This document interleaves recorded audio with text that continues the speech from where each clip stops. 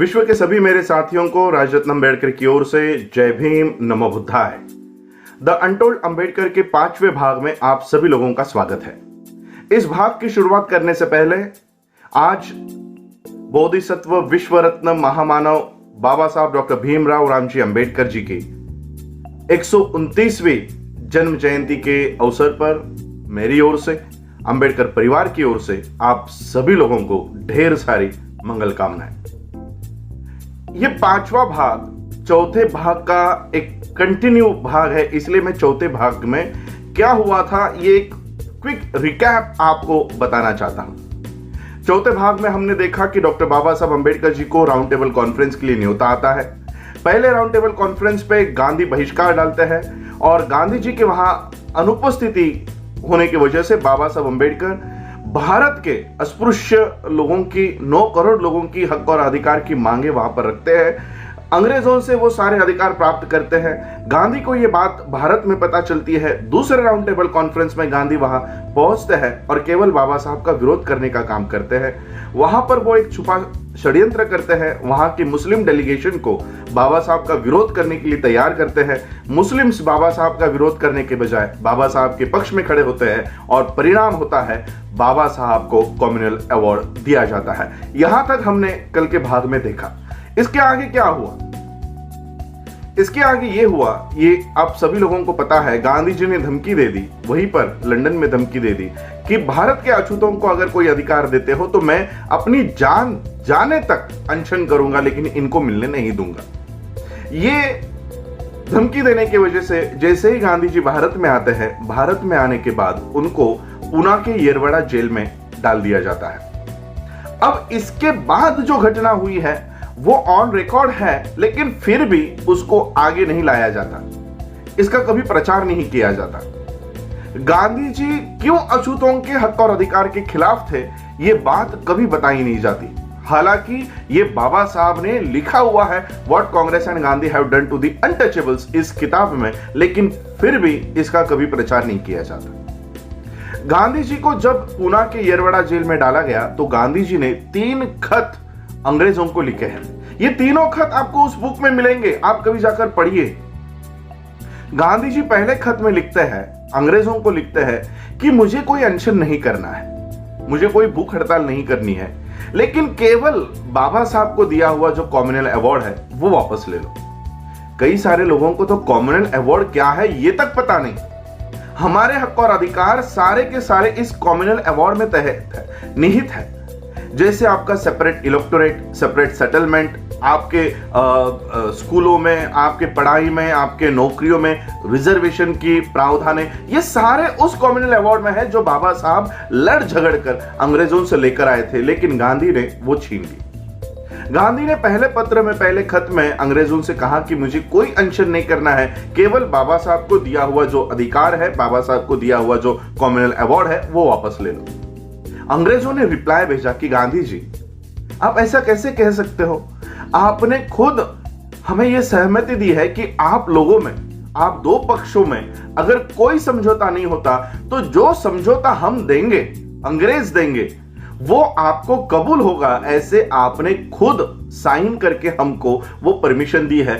अब ऐसे हालातों में आप अपने ही जबान से कैसे मुकर सकते हो, इसलिए हम बाबा साहब को दिया हुआ कम्युनल अवार्ड नहीं लेंगे। गांधी जी ने देखा कि अंग्रेज ये कम्युनल अवार्ड वापस लेने को तैयार नहीं है। ऐसे 3 खत मनाने के उन्होंने वहां पर अंग्रेजों को लिखे। अंग्रेजों ने डिनाई कर दिया कि हम ये अवार्ड वापस नहीं लेंगे। उसके बाद गांधी ने अपने साथियों को कहकर कहा कि आप बाबा साहब से जाकर मिलो और बाबा साहब से ये कहो कि आप ये अवार्ड खुद छोड़ दो, खुद से वापस दे दो। बाबा साहब किसी मीटिंग से अपनी गाड़ी से जा रहे थे। रात के अंधेरे में चोरों की तरह, डाकुओं की तरह बाबा साहब अम्बेडकर जी की गाड़ी हाईवे पर रोकी गई। हाथ में मशाल लिए हुए कुछ गुंडे बाबा साहब अम्बेडकर जी की गाड़ी के ऊपर आकर चढ़कर बाबा साहब की गाड़ी को रोका। बाबा साहब नीचे उतरे और बाबा साहब ने इनको पूछा कि आप लोगों को क्या चाहिए।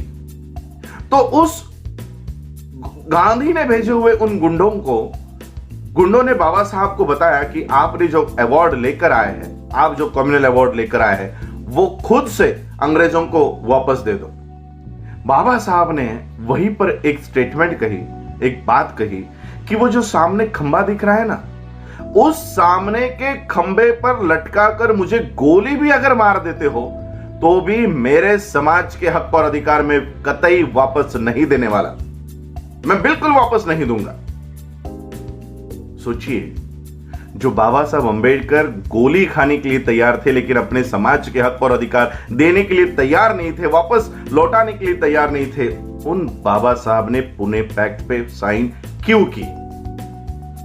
ये सारे लोग जो गुंडे भेजे थे वो गांधी जी को जेल में जाकर मिले। सरदार वल्लभ भाई पटेल, बाकी के सारे लोग, उनमें गांधी जी का एक सचिव हुआ करता था, सेक्रेटरी हुआ करता था, जो हमेशा गांधी जी की बातों को नोट करता था। उसका नाम था देसाई। एक देसाई डायरी करके, ये एक डायरी अस्तित्व में है जिसमें गांधी जी की कई सारी अनकही बातें हैं। इस देसाई ने एक बहुत बड़ी बात अपने डायरी में नोट कर ली। सभी कार्यकर्ता, सभी नेतागण गांधी जी को मिलने के लिए पुणे के येरवड़ा जेल में गए और गांधी जी से पूछा कि गांधी जी, ये तुच्छ अछूत लोगों के लिए आप अपना महान जीवन क्यों त्याग कर रहे हो? छोड़ दो, उनको जो मिलना है मिलने दो। आप क्यों इन लोगों के लिए अपनी जान कुर्बान करने के ऊपर तुले हो? क्यों भूख हड़ताल पर लगे हो? उनको जो लेना है लेने दो। गांधी जी ने जो जवाब दिया वो देसाई ने अपनी डायरी में लिखा, और वो जवाब ये था कि हम भारत के आजादी के लिए लड़ रहे हैं। कल को अगर भारत को आजादी मिल गई और बाबा साहब अंबेडकर जी के पास ये कॉमनवेल्थ अवार्ड रहा तो इस देश का, भारत का प्रधानमंत्री ये नेहरू नहीं अंबेडकर बन जाएंगे। गांधी के चेलों को लगा ये तो बहुत खतरनाक अवार्ड लेकर आए हैं, ये तो बहुत खतरनाक हक और अधिकार लेकर आए हैं। ऐसे हालातों में बाबा साहब से ये अवार्ड छीन लेना चाहिए। और फिर परिणाम ये हुआ कि हमारे समाज की औरतों पे बलात्कार करना शुरू कर दिया गया, उनके घरों को जलाना शुरू कर दिया गया, उनके ही खेतों में उनको जाने से मनाही कर दी गई। हर तरह के अन्याय और अत्याचार अछूतों के ऊपर इन लोगों ने शुरू कर दिए। और बाबा साहब अंबेडकर जी के सामने एक सवाल रखा कि बाबा साहब, जो हक और अधिकार आप अपने लोगों के लिए लेकर आए हो, वो हक और अधिकार अगर उसका इस्तेमाल करने के लिए आपके लोग ही अगर जिंदा नहीं रहे तो ये अवार्ड किसको दोगे? और परिणाम, बाबा साहब को पुणे पैक्ट पे साइन करनी पड़ी। बाबा साहब को पुणे पैक्ट पे साइन करने से पहले बाबा साहब ने एक खत लिखा है, जो खत पढ़ते हुए हम लोगों के आंखों में आंसू आ जाते हैं। बाबा साहब कहते हैं कि एक तरफ मेरे समाज की जान है, एक तरफ उन लोगों की, उन बेकसूर लोगों की जान दांव पर लगी है, और एक तरफ गांधी की जान है। अब मैं एक इंसान की जान बचाऊं या मेरे समाज की जान बचाऊं? और मैं अपने समाज की जान बचाने के लिए ये पुणे पैक्ट पे साइन करने के लिए जा रहा हूं। बाबा साहब ने बहुत मजबूरी में, बहुत ही दबाव में आकर ये पुणे पैक्ट पे साइन किया, और वो भी अपने लिए नहीं, मेरा समाज जिंदा रहना चाहिए, मेरा समाज सुरक्षित रहना चाहिए, इसलिए बाबा साहब ने ये साइन कर दी। वरना बाबा साहब ने उधर ही कह दिया था कि मुझे गोली भी मार देते हो तो भी मेरे समाज के हक और अधिकार मैं वापस नहीं दूंगा। लेकिन जैसे ही बाबा साहब को संविधान सभा पर जाने की संधि मिली, अपॉर्चुनिटी मिली, बाबा साहब ने जो सारे हक और अधिकार थे वो फिर से संविधान में हम लोगों को दे दिए।